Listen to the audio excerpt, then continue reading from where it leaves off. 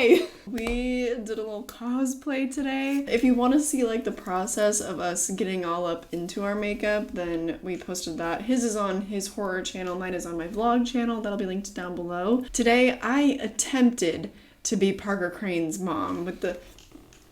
It looks cool, especially with the shirt. I'm a modern Parker Crane's mom, I guess, because I didn't have anything that she would wear. I also don't really know how she did her hair. I did my best, so this is how we look today. Obviously, In case you don't know, this is Valak. And also a mother version because this is literally a hoodie, so... Yeah, but you look a lot more like Valak than I look like Parker Crane's mom, but it's fine. It's okay.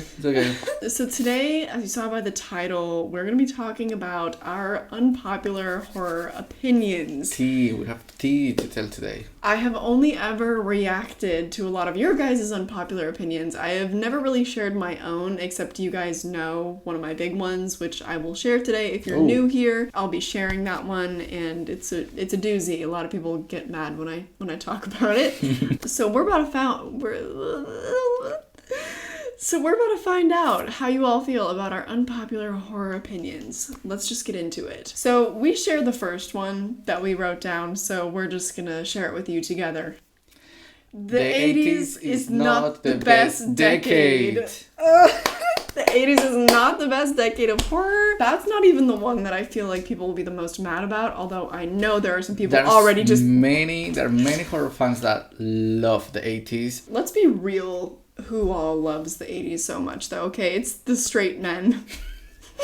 There's nothing wrong with you. There's nothing wrong with loving the 80s as the best decade, but just personally, we each have our reasons. It's just the 80s is filled with mainly slashers, and mainly female images. It's all about the male gaze. You know, women are very objectified in the 80s, mainly just because of like how all the franchises were just being drawn out to no end throughout the 80s, specifically like Halloween and Friday the 13th. Friday the 13th is definitely the worst contender out of those. It has the most issues, I would say. Most other independent films at the time, because like, you know, filmmakers were trying to get their foot in the door, we're also making slashers. There's just so many slashers. Yes, 80s is full of slashers, and for me what it lacks, what's bad about the 80s is that it lacks of being unique, because that's something that happened during the 70s, 90s, 2000 and 2010s. There are many unique films, but in my opinion, I think the films during the 80s, the ones that I remember, most of them, 90% are slashers. And there's The Shining, which is like another unpopular opinion, maybe is not one of our favorite movies. I love the acting performances in it, but just not one of my favorite movies. The Thing is a good movie that came from the 80s, and Poltergeist is another one of my personal favorites. Some films are great from the 80s, but it's not a secret that most of the films, especially like I said before, Friday the 13th, some Hollywood movies, Nightmare on Elm Street was a unique concept though. It was, yeah. But it became a slasher with the time, so... I don't remember any like memorable character apart from The Shining or The Thing. I don't know. I think when I think about horror, the 80s is the least decade I would recommend to someone new. I feel like a lot of people say the 80s mainly because a lot of people love The Shining, obviously, and then like people love A Nightmare on Elm Street, which was 84. Mm-hmm. I get it, you know. I'm not super big on A Nightmare on Elm Street. Like, I really like the first movie. There are a couple movies in the franchise I really like, but not super big on it. Anyways, I guess we have a lot of unpopular opinions all baked into one. Just remember, this is our opinions. You have different ones, so but that's the fun part about the horror community. The beauty of our community, unless you're a dick. You want to share your next one? So my first unpopular opinion, I'm gonna start with an easy one, so we don't get so we don't fight to each other. Okay. And Unfriended Dark Web, I prefer that one over the original Unfriended, and the main reason is because I feel that Dark Web is way darker. We don't know half of what happens in the internet, and I think Dark Web shows that, and I think it's more realistic, even though the characters are quite dumb, but characters in the first Unfriended are also dumb. In my opinion, I think the original story is great, I enjoy it, but I felt more creeped out with Dark Web, and I think that's why I prefer Dark Web over the original. Fair enough. I still haven't seen Dark Web, so I can't really respond to that, but you guys obviously feel free to let us know how you feel about that down below. I'll move on to my next one. This is actually one that I think we both share as well. All right. The Scary Movie franchise can go to hell. The Scary Movie movies suck. My childhood got ruined because I rewatched Scary Movie 2 like 2 days ago on a stream on Twitch. First of all, I fell asleep. We've been streaming on Twitch and he fell asleep Twice. Second of all, that movie is long and boring, and I don't know, it's just so gross out. I feel like a lot of the people that have been telling me, oh, those movies are so funny, I'm like, have you not watched them since they came out? Because the jokes. Let's talk about the jokes, because I don't mind someone making jokes in a good way. For example, Happy Death Day, or even some freaky jokes are okay. But the jokes in a scary movie, they're offensive jokes. They're literally making laugh of humans or some people, and it's like, why are you trying to make someone laugh by making fun out of someone else's? That's literally bullying, no? I was going into it like thinking, okay, it's a movie from 2000. Obviously there's going to be some offensive humor because like that was fine back then, you know. I mean, it was never like fine, but like, you know what I mean? Like it was, you know, socially accepted back then. I was fully prepared for that, and like I was ready to, you know, just look past that because of when it came out. But the whole movie, almost every single joke besides like the physical humor relies on extremely offensive stereotypes. Very offensive. Of like already extremely marginalized groups that can only be hurt by what was done in the movie. Like there's an entire scene that revolves around a trans woman who is the girl's PE teacher. Miss Man. Like, her name is Miss Man. The whole scene just revolves around, haha, lady looks like a man. It's bad. It's so bad. Those movies are so bad. I hate the people that are like, yeah, that's the beauty of it because like nobody is safe. I'm like, where? No, but I don't think any transgender person will enjoy watching a scary movie. I don't think there is. So no, and people are like, oh my god, you're so sensitive. No, I just don't think it's funny when jokes can be really, really harmful to marginalized groups. Other group they made fun of. Let's see, fat people, black people, disabled people. And gay people. Like there is one character that's always constant saying or making laugh of gay people, and it's like, and he's like he's really like predatory too. It's a really bad stereotype that very, very bad. Because he's like slapping guys' butts in the locker room,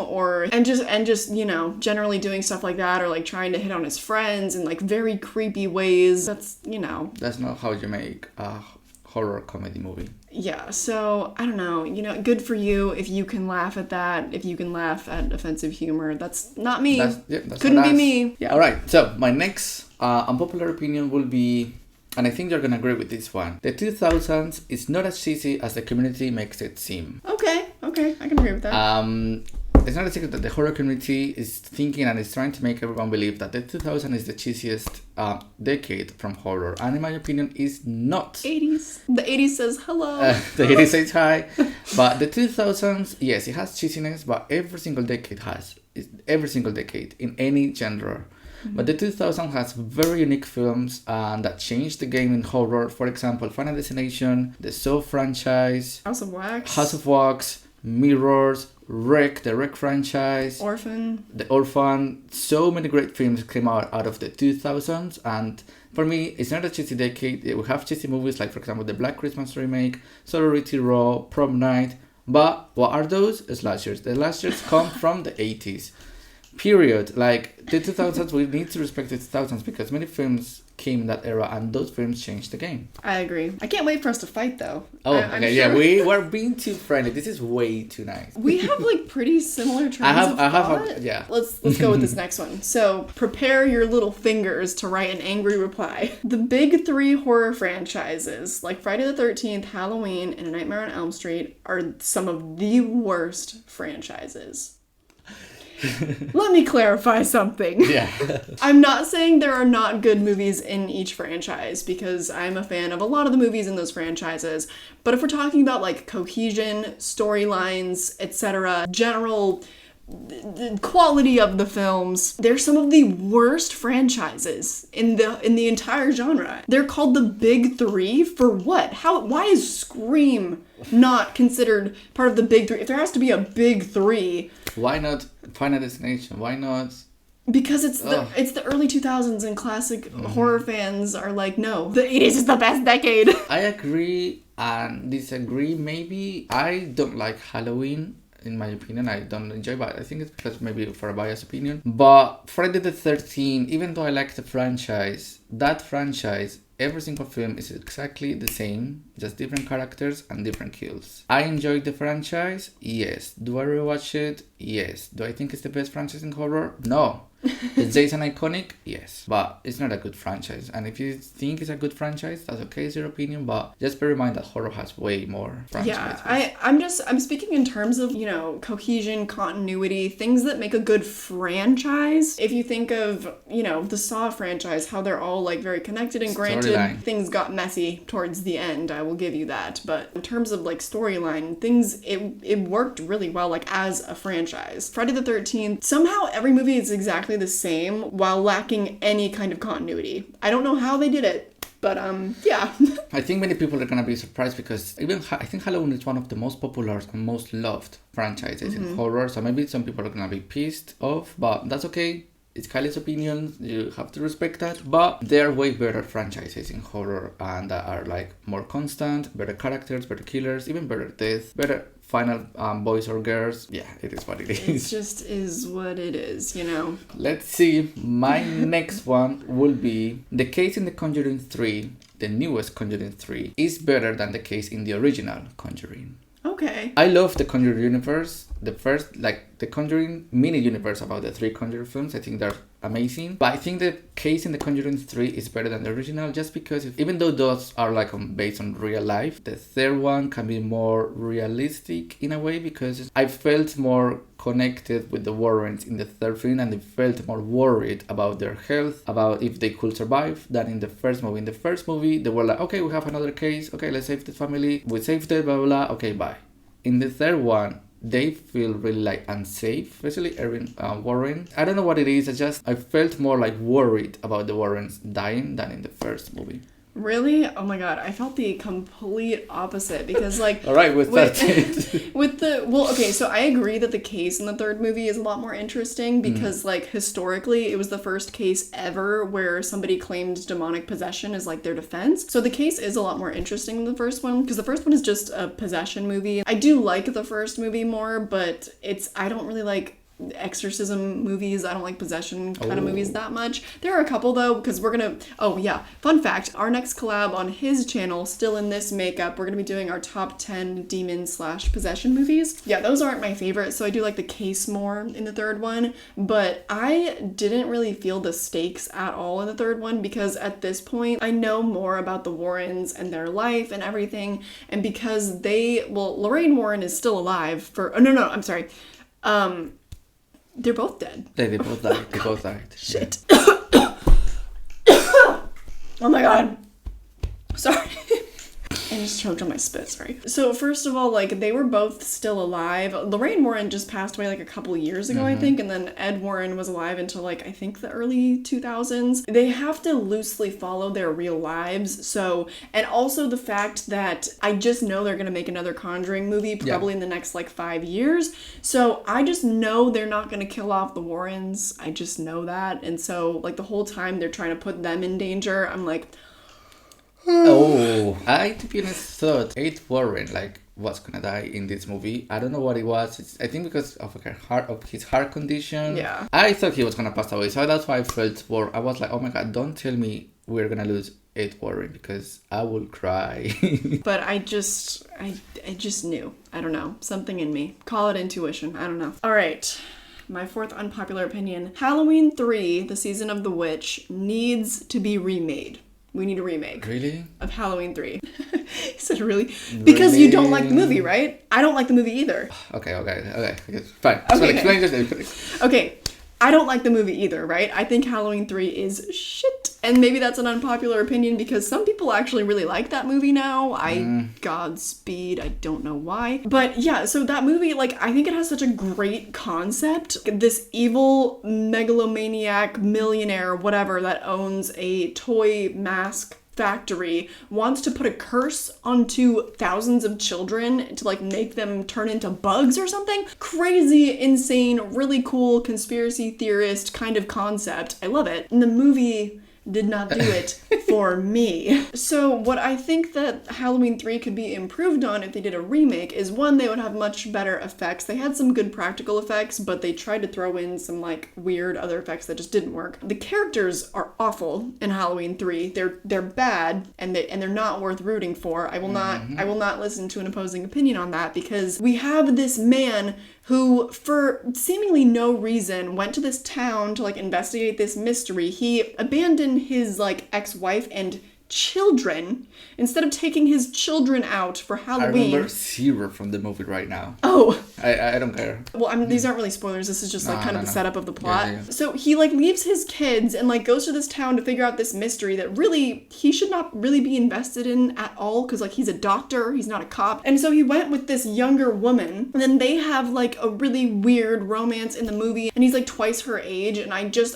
don't understand. Like the romance was not necessary. Every time that they would have like weird sexual tension or like they would hook up, the plot would come to a grinding halt. I'm like, so, because I think the concept is so brilliant, I want a remake of Halloween 3. Even though the movie is bad and stuff, I don't think we need a remake, because, like I've said many times before over the horror community, I think Hollywood and filmmakers, they need to stop making remakes from already classic films and start focusing on new films. So maybe it will work, because like you say, the concept is beautiful, and maybe it will work with new characters, better kills, I guess. But I don't know, I don't think it's necessary to see another Halloween 3, because you never know, maybe it's not gonna work. It's not a secret that some remakes just don't work, so... Well, I mean, maybe they wouldn't even have to call it, like, it wouldn't even be a Halloween movie, really, That's because true. Halloween is very much married to Michael Myers now, you know? Mm-hmm. So if they were to remake it, I would think they'd probably give it a different name, or just call it, like, The Season of the Witch, or something like that. In my mind, it would be completely different. Like, that's the only reason I see a justification for a remake, is if you're gonna do something completely different with it,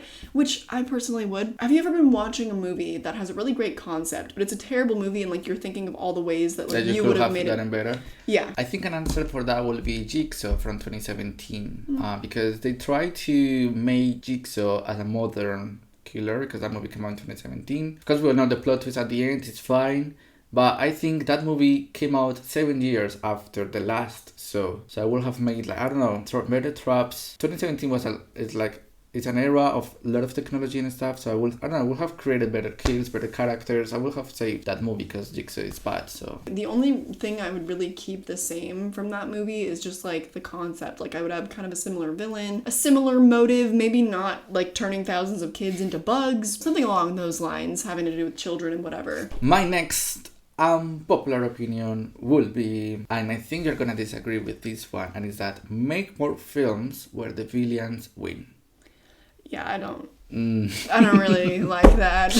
I love seeing characters surviving. I love final girls, final boys, final couples, whatever. Sometimes the killer or the demons or the antagonist of the film is very powerful, and they lose. So they make them seem like a joke throughout the whole movie, because I would love to see big characters, big antagonists winning at the end of the movie, because that would be like, damn, this antagonist is powerful. Like, I would feel terrified. I would be, damn, the characters didn't win, like, damn. Yeah, I can agree that would give the villain a lot more impact, but it leaves you with such like a hollow feeling after finishing the movie, because That's true. You just recently showed me a movie that was, I'm not going to spoil it, but like, it was really good, but the villains, they won, and but I like that, because the movie is not afraid to say, listen, the characters were not safe. This can happen in real life, and it's like the villain, even though the end is like terrifying and heartbreaking, and I like the film because of that, because it was not afraid to make the villains win, if that makes sense. If they're gonna do something darker, I prefer that the ending is left a little more open-ended,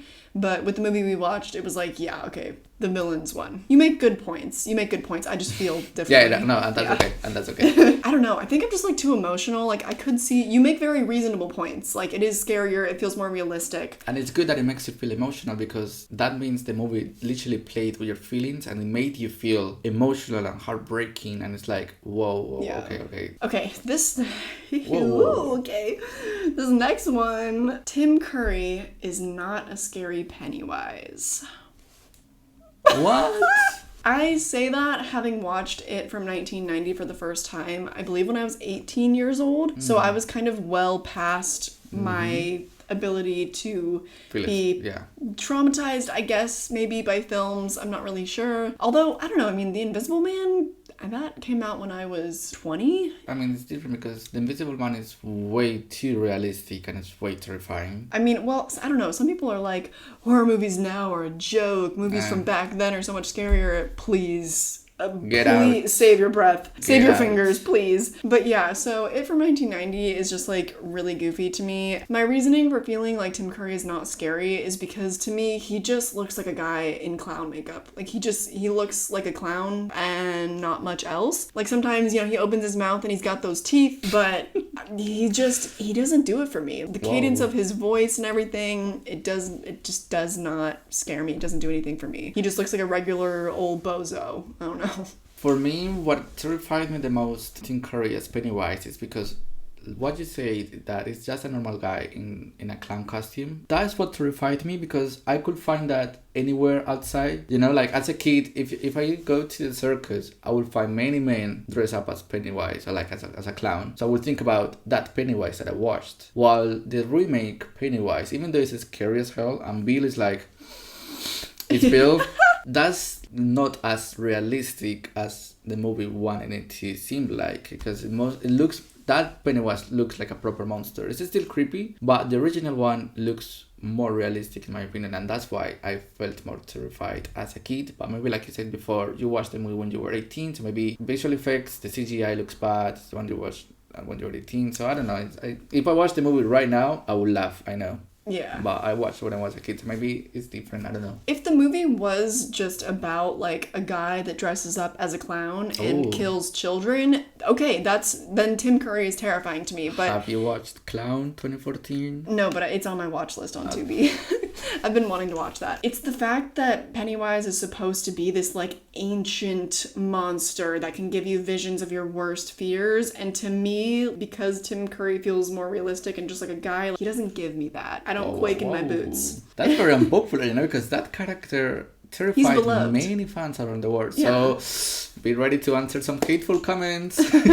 My next one will be, even though I love the Ring remake, even though I love the Grudge remake, please stop making remakes out of foreign films. Fair. Let foreign films be themselves. Even though I love the Grudge and the Ring remake, they're quite necessary, to be honest, because even though the Ring is perfect and the color palette is amazing, I think the Japanese version works better because I don't know what it is about foreign films. They feel unique, they feel fresh, they feel like it's another language. It feels like I said, the original. So I don't know why it is with America they want to recreate every single foreign film that's coming up. Train to Busan might be remake. Which, like, what's the point? So let remake your films. That's fine. Remake all the classics that you want. Remake every single American film that you want. It's fine. But let the foreign films be by themselves. A good example is Quarantine. Quarantine didn't work as a remake. You can tell they made that movie just to make more money.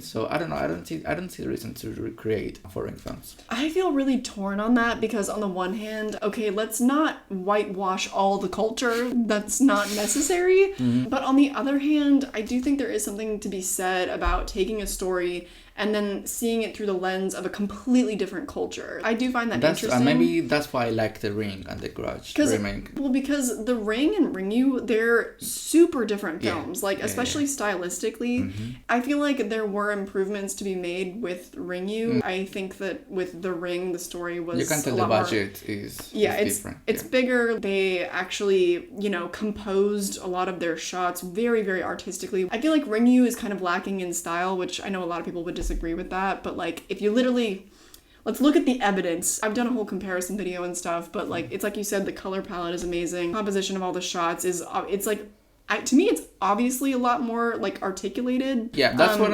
of the remakes that I will save that were created from foreign films. But for example, I don't know why Train to Busan is gonna be remade. For example, Funny Games. I love the remake from Funny Games. Don't get me wrong, but I prefer the original. The German version. I haven't seen those. I don't know what it is. And I love to see films in other language because I don't know. It just feels like whoa. There are more films apart from the USA ones. You know what I mean? Mm-hmm. I love American movies, foreign movies, but I think America should also focus on their own movies and stop trying to make money out of foreign ones. I mean, yeah, it's definitely a money grab thing, unless I'm just gonna bring up The Ring again because I feel like it is an exception where like they added more style to it. But with like Train to Busan, that film is already stylized as hell, and it came out like 4 years ago. Like that movie is new. Yeah, and also one of the main thematic elements of the movie is like they're talking about capitalism and stuff and like how it makes individuals behave during this virus outbreak. So it's like already very topical and like relevant to at least like the United States and like capitalism and everything. In what way can they whitewash this anymore besides like just, okay, making white characters be the leads? What are they gonna do in the remake? Train to New York? I don't know. I don't know, because like we don't use trains that much in the United States. Train to Busan, I feel like, is a movie where there are very few improvements to be made, so that doesn't make sense to me. It doesn't make sense to me. I feel like there's an argument to be made for both sides, but I think I mostly agree with you. My next one. This is my least popular opinion, I think, on my channel that I have expressed many times. Wow. The Exorcist sucks. The Exorcist is a boring movie. It was just shocking for the time, so people thought it was good, and that's that. I only have watched the movie once or maybe twice, and I kind of agree with you that The Exorcist is long, and like for what? Yeah, for what? So many of the scenes don't push the plot along at all. And also like nowadays there's way too many possessions, way too many Exorcist movies. And have you heard that they're planning to make a remake of The Exorcist? Of The Exorcist, yeah. They've what? I don't know if it got cancelled, maybe it did, but the last time I checked, they were trying to. I think The Exorcist worked in that era, but it hasn't aged well. In my opinion, for me. It just simply hasn't. But we were talking about this earlier, how sometimes like a lot of classic movies, they don't age that well, which a lot of people are like, well, you have to judge it for the time that it came out. And I'm like, why? It's 2021, baby. But for me, like a lot of classic movies, they still have something that's like really defining and unique about them to where I still think they hold up in some capacity. Like I've said, for Halloween 78, like the cinematography is still really unique and really gorgeous. And like The Thing has the practical effects, although overall I feel like The Thing holds up decently well. Yeah. The Shining, as we've mentioned, not a favorite. A lot of the filming techniques are very antiquated because it's Stanley Kubrick. Friday the 13th original is boring. But The Shining has really good acting, which some people say that The Shining doesn't have good acting, which is just... It's dumb. I'm sorry. Are you dumb? So the way that Kubrick would like have them do over 100 takes, just tweaking their performances here, just these little tiny, so meticulous to get the exact perfect performance that he wanted, and you're gonna disrespect them like that and be like, oh, Shelley Duvall is a terrible actress, bitch.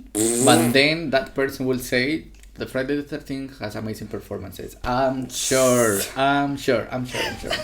The reason why we went on that tangent is because for me, like, The Exorcist doesn't have anything about it that holds up in any meaningful way to me. We would respect if you like The Exorcist. Yeah, entertainment value is a different thing. If that is your favorite movie of all time, that's fine. We'll have different tastes. If you have that opinion, you need to be as well subjective. For example, in my case, my favorite movie of all time, horror movie, is Friday the 13th, the remake. But I know that movie is cheesy as hell. That movie has bad characters. That movie has one of the worst final girls in horror history. But I like the movies. That movie has, for example, great cinematography and stuff, but it's not a 10 out of 10 movie. Yeah, so entertainment value, let's be very clear, is very, very different to what we're talking about with like filmmaking and acting and things like that. Like, it's very different. If you're fully entertained by The Exorcist, that's totally cool. I'm very happy for you. I wish that I could enjoy it, frankly, because then we wouldn't have to have these fights. I'm sorry, babe, but we gotta fight about it. I think you're gonna disagree with this one, and that is Freaky is not a good film in my opinion, and I did not enjoy Freaky at all. Oh, bummer. I feel like people will agree with you because a lot of people don't like dark comedies. But that film has been it's very well loved, and the main reason is because I appreciate the intention of Freaky, because it came out in an era people wanted to see something funny, especially because in 2020 we couldn't watch many horror films, and the movies that we watched before were things heavy like The Invisible Man. So I appreciate that, but I think I've seen that concept way too many times about people exchanging bodies, and I think the character of the main girl, I did not enjoy her at all. I think she's very, very cliche. The rest of the side characters are very cliche. I don't know if that was the intention of Freaky, but if it did, for me, it was annoying. The character that saves the film is the villain, the antagonist. I like his character. Vince Vaughn. Oh my god. I like his character. Don't get me wrong. he's the main reason I would watch Freaky, to be honest. The kills were like way over the top. However, I did enjoy the opening scene. The opening scene gave me 2000 slasher vibes. Yeah, that one was great. So I love Freaky, and I will make the argument that the cliche characters and everything, they were very intentional, because the whole thing is just like littered with slasher references. The whole movie is basically just like a love letter to slashers. One of my favorite movies growing up, and still to this day, is Freaky Friday with Lindsay Lohan and Jamie Lee Curtis. Iconic. And so and it had been a long time since I'd seen that concept done. You've seen so many movies. I'm like, what other movies? For example, 2000 comedies. This is something with Ryan Reynolds where he exchanged with his best friend. Netflix has another one where they change between the dad and the son. I've not seen these. I've seen that concept we use many times. Maybe not in horror, so that I appreciate that too. Freaky. I haven't seen that concept in horror, but I think it's the cliche. I think that movie is full of tropes, and maybe if it's intentional, it's okay, but I did not enjoy it. Maybe also it's because I went with very high hopes, because it's the same director as Happy Death Day, and I loved Happy Death Day. Me too. I think Freaky also another thing why I maybe didn't like it too much, because the characters are like 15, 16. I'm like, I'm 23. I don't identify with these characters at all. Yeah. That's why I think I loved Happy Death Day, because they're in the university, they're in their 20s, so it's like, okay, I love these characters, I love the interaction, and the content in Happy Death Day is also great and in the original, but I don't know. If you like Freaky, it's fine. I will rewatch it, yes. It's way too cliche, way over the top, way too many tropes that I was like, ugh. Yeah, but I was having fun with the mess. To be honest, I loved the mess. I loved all the cheesiness. But I also, I love dark comedies, which he's not super big on dark comedies, I'm not a big fan when comedy and horror are combined. Yeah, so you weren't destined to love that one.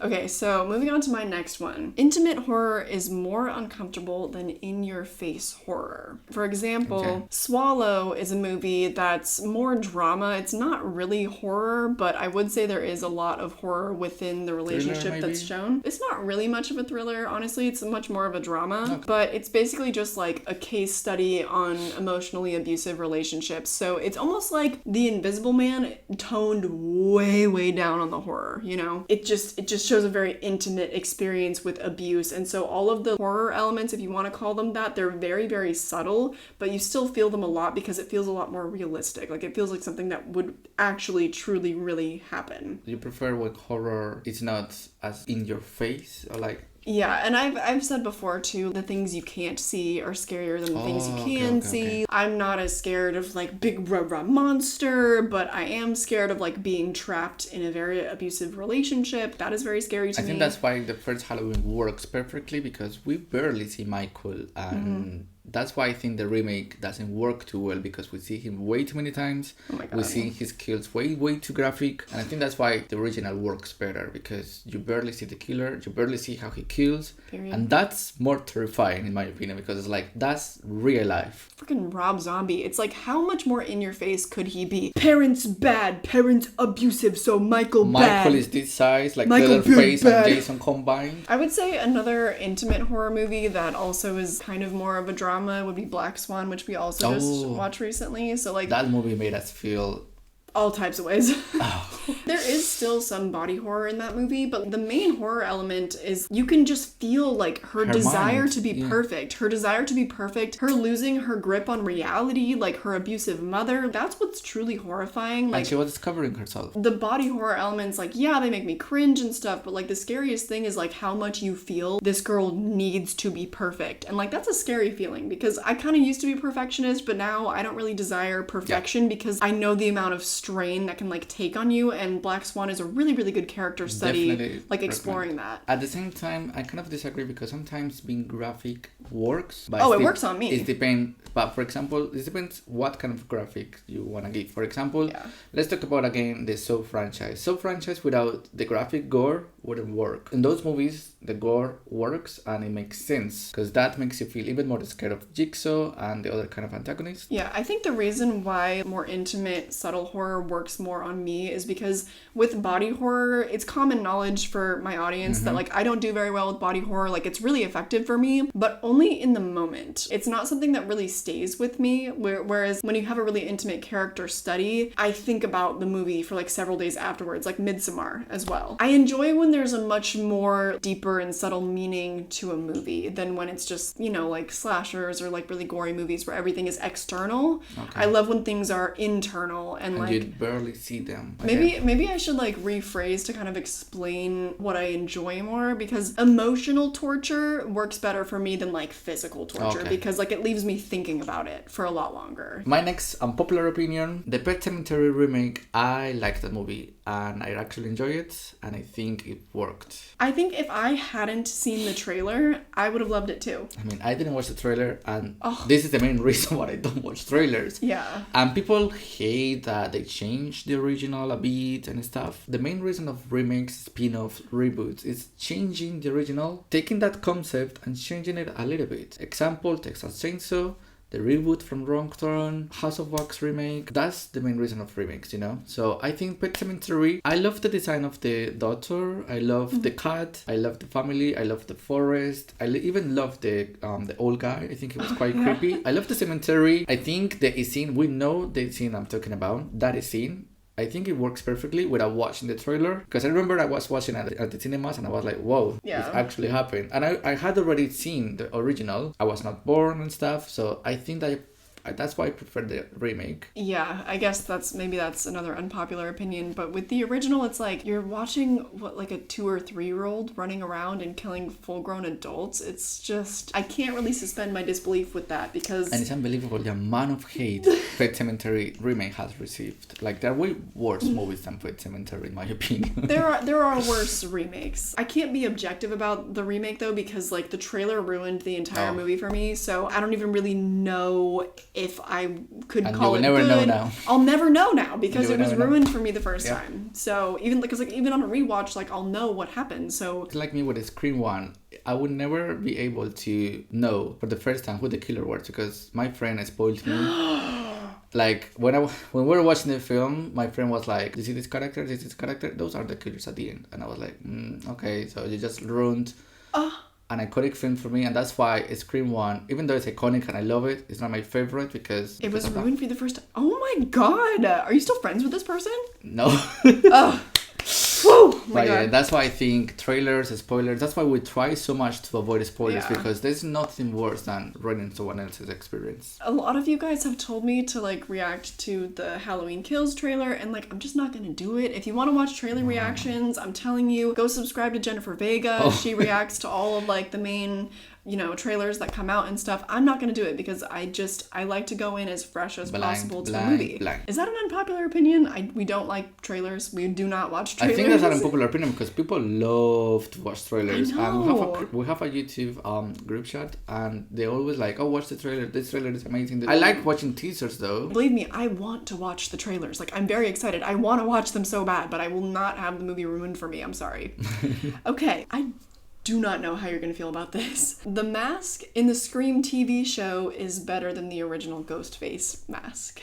I kind of agree and disagree at the same time. I agree in the case that it might look creepier, but at the same time I disagree because I think they try too hard to make it look creepy, while the original one is just, it's a simple mask, it's a ghost mask, and I think also it works. I don't know, it's 50-50. I don't know how to feel about that one. The original Ghostface mask, like no one is saying it's not iconic because I love the look of it. That's not like what I'm saying, but it's just the fact that it's like so plain and basic. Like it doesn't scare me at all. Like it literally just looks like what it is, which is a very cheap Halloween costume. It doesn't do anything for me. It just does not scare me at all. Whereas in the TV show, the mask, it's a lot more like dirty. It actually looks like something that's been used. It looks like it's something that's been someone's like treasured possession that just over the years has this like wear and tear. It just has a lot more character to me. So I find it to be a lot more interesting, and I do think it looks creepier than the original mask. So I was curious how you would feel about that one. I don't know, I think the original is more effective, but I do like the series ones. Yeah, maybe it's because now it's such a popular Halloween costume that's just like a super cheap thing. Maybe you have seen it way too many times. Yeah, maybe I've just seen it too many times. And the series ones, I barely see that mask like on Instagram posts or whatever, but I seen the Ghostface one, the original one, maybe way too many times. So maybe that's why you feel like that. I don't know. Maybe why? I don't know. And my last popular opinion is, and this will go to many horror fans all around the world, is okay and no one's gonna die, if you don't like popular films. And it's okay if you don't want to listen to someone else's opinion about what they have to say about the film. It's okay, just be respectful, but it's okay to don't like popular films. In my case, like I've told you many times, I don't like Child's Play. I also don't like Amityville Horror. I do not like Friday the 13th original. I don't like the Freddy Krueger franchise. It's okay to not like popular films. I love Midsommar. Some people don't like Midsommar, and that's okay. You will survive. I think that's a good note to end on, honestly. I think I had one more, but I can't remember. Did we share the same amount? I don't know. We had the same first one. So I'm like, do I share another? I don't know. Well, it's your channel. You should end the list. I guess so. I just feel like that's a really good positive note to end on because, like, I fully agree. There are a lot of popular movies. Like, just be respectful and exchange opinions. For example, you love Freaky, I don't Freaky. We give reasons why. And they're both valid. Just don't be a dick. So I'll end it on another positive one, though, because this is one that I feel like, most people will agree with. Creature actors deserve just as much recognition as their lead counterparts. So Javier Botet and Doug Jones come to mind. Javier Botet was in Insidious: The Last Key. He was in Wreck. I'll just put like some of his characters up on screen, and then Doug Jones is most famously known as the Pale Man from Pan's Labyrinth. Creature actors have like some of the most unique bodies, and God bless them for using their physicality to create some of the most wonderful monsters and ghosts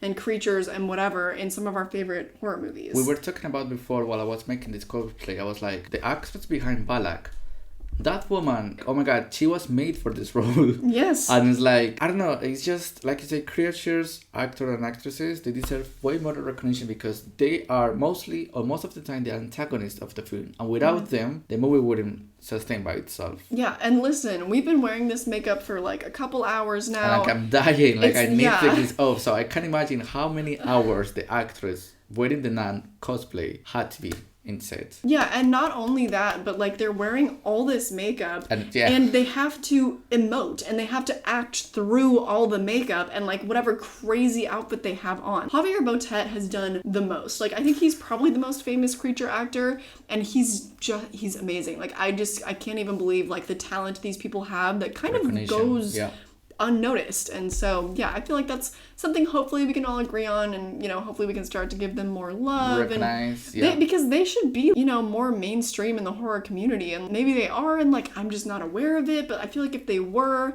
more of my friends would be talking about it. So I'm bringing it to the table. Let's talk about it. Comment what do you think. Yeah, and also comment your unpopular horror opinions. Maybe I can do another video reacting to them. That's always a lot of fun. But definitely like let us know how you felt about our opinions. And if you want to see us get into our cosplays, again, that is on my vlog channel. His is going to be on his horror channel. We are filming another collab like this for his channel, which I'm excited about. So everything will be linked down below that you need. I hope that you enjoyed this video, and I hope to catch you in the next one. Bye!